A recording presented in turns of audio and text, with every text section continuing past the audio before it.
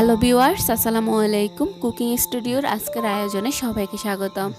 আজ আমি আপনাদের সাথে শেয়ার করব ওল কচু দিয়ে ইলিশ মাছের ঝোল।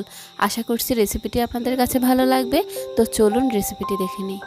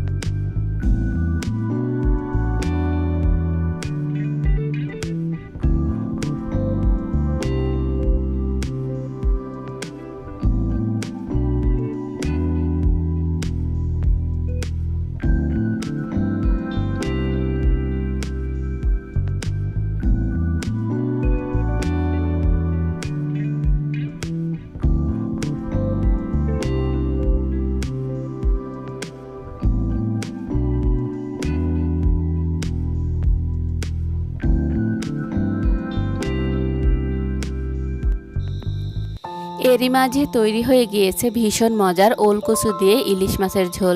রেসিপিটি ভালো লাগলে বাসায় অবশ্যই ট্রাই করবেন।